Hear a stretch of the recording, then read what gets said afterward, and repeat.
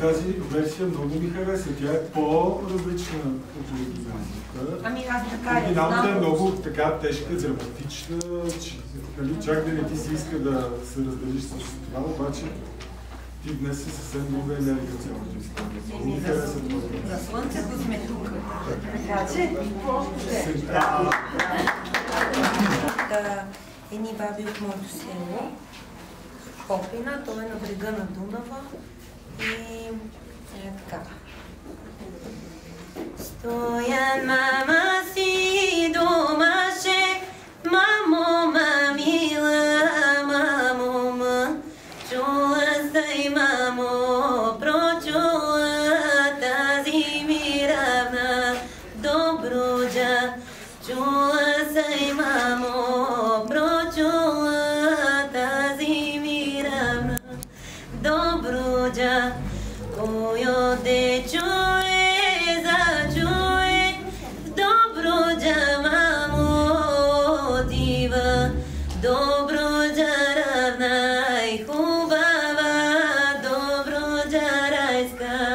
градина, доброджаравна и хубава, доброджарайска градина.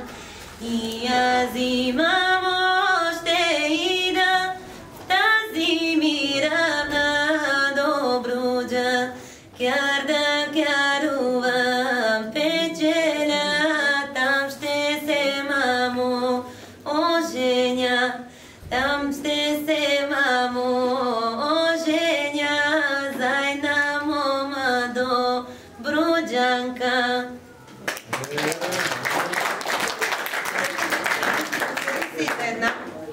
Тя тази е лазарска, добруджанска, точно от Силистрийско вино.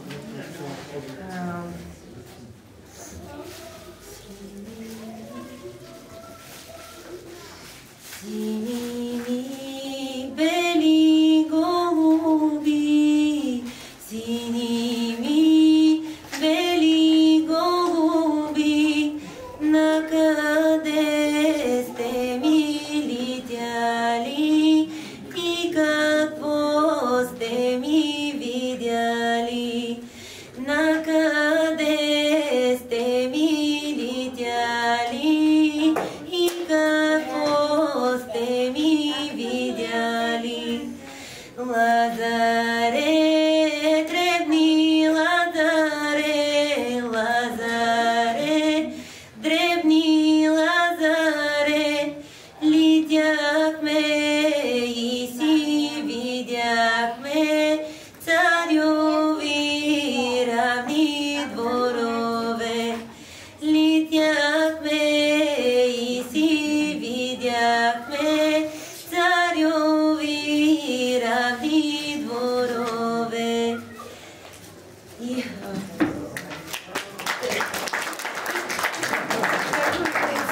Браво, браво. Добре. Седмошарица, продължаваме с ваша песен. Аз предлагам да изпеем една песен с солистка Веска. Това слиза от планина и отпяване с групата. Добре. Кола слиза от планина, кола слиза от планина. Чибили чок чок, смута смута четиле, танкеле ракидос, телекоте теледос. Такой седи у колата, такой седи у колата. Чибили чок чок, смута смута четиле, танкеле ракидос, телекоте теледос. Двама млади у колата, двама млади у колата. Чибили чок чок, смута смута четиле, танкеле ракидос, телекоте теледос. Така косе до думая, така косе до думая. Чибили чок чок, смута смута четиле, танкеле ракидос, телекоте теледос. Тако гали да се женят, тако гали да се женят. Чибили чок чок, смута смута четиле, танкеле ракидос, телекоте теледос. С тази песен ще участваме на сватбената обредност, идващия фестивал в Пещера. Супер! Това е на Тони Стефанов. Сбирали се момите, сбирали се момите. Галина Довица ука, Лина Довица прежа да преда тънка, прежа да преда. Прели моми добрели, прели моми добрели. Прежа и се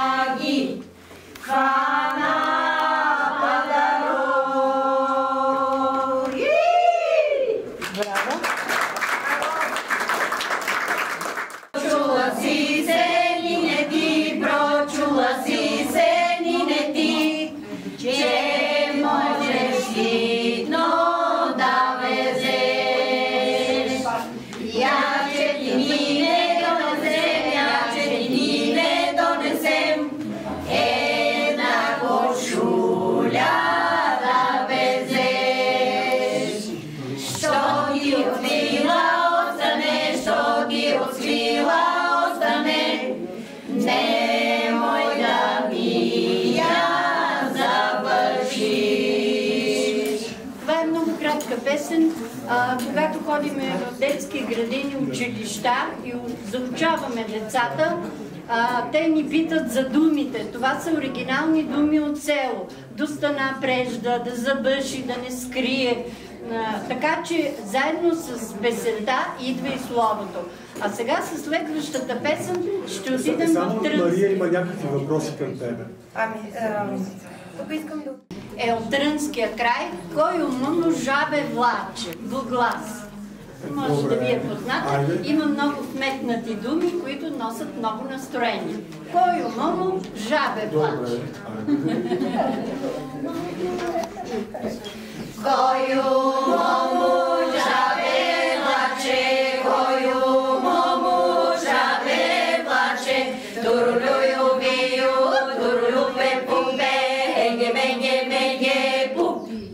Гану мому жабе влаче, гану мому жабе влаче, турулю бию, турулю пепумбе, еге меге меге пуп. Учи отвори плаче, учи отвори плаче, турулю бию, турулю пепумпе, еге меге меге пуп.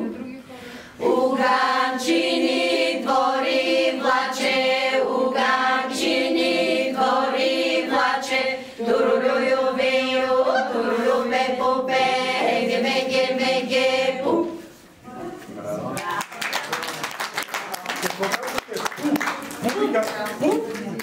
Турулю бил, еге меге пуп.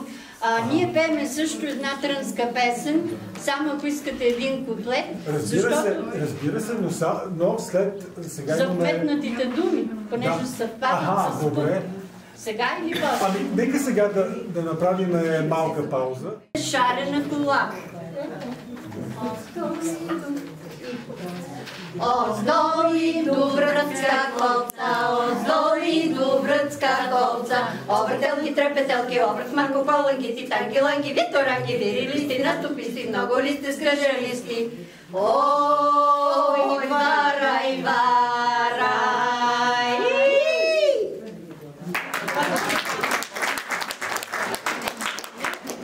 Понеже продължава седянката, тя се прави вечерно време. Песните, които пееме, са наши живи информатори на възраст над 70-80 години.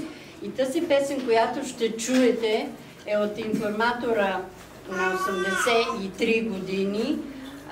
Когато се ореже царевицата, пак се прави вечерна, не тлака, седянка, да отчупиме съседите царевицата. А на седянката какво са си говорили? На седянката вечерно време се прави това, което ние правим. Коя за коя кой се оженил, кой на кой изневерил, какво са се говорили? Съседи участват в седянката, а не сега ние от Дивотино идваме в Мурено.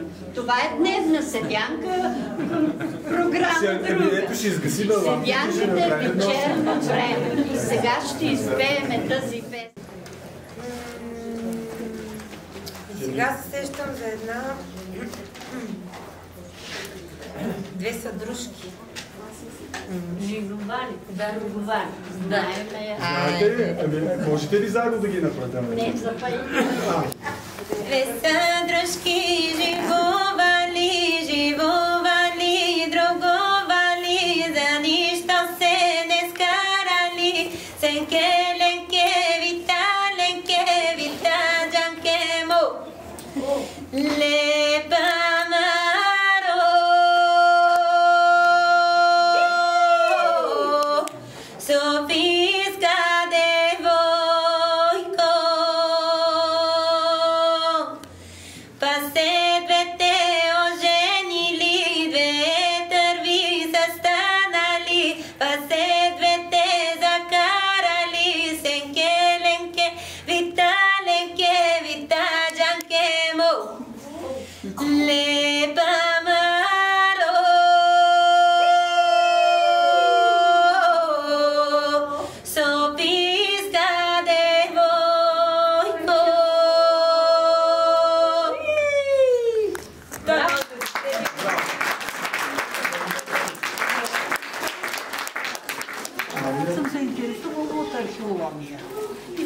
момент нали, събраха се, просто по някакъв начин се оформи някаква система от представи за неолитната епоха, за това в какво са вярвали хората и изобщо как им е бил подреден живота. И го написах в тази книжка. Мъдростта на Великата майка.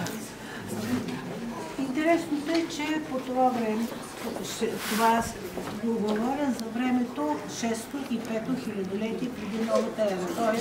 преди около 80 или 70 века. Хората изглежда те са вярвали, че света представлява живо същество и то женско. Всъщност те са обожествявали природата като едно живо същество и са го осмислили като майката на света, като майката. Интересното е обаче, че това не е някакво отделно същество, че всъщност самия свят е богинята. И хората са части от този свят, т.е. части от богинята. И по тая причина те са живели много мирно, не са се карали с никого, защото всъщност те участват в живота на богинята и нямат право да се държат по някакъв неправилен начин. Те трябва да се държат така, че светът да бъде в ред. Богинята, така както се е разбирали, е една, но тя има две лица или две тела. Едното е видимия свят, другото е невидимия свят. И затова така. И след това открих, че всичките тези неща, които намирам в неолита, са се запазили в шевиците и то понякога едно към едно. Има изображения, които са абсолютно същите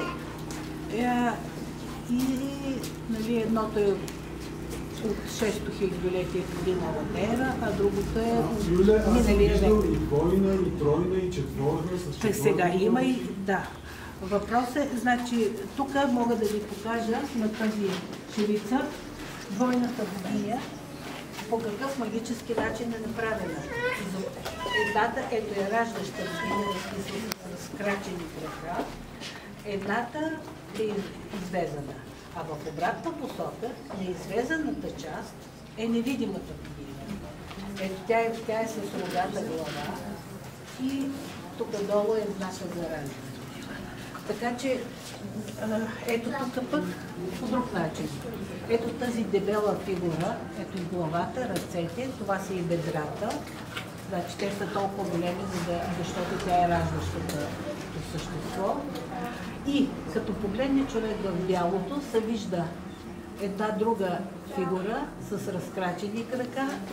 Това е главата, това е всъщност невидимата бяла богиня.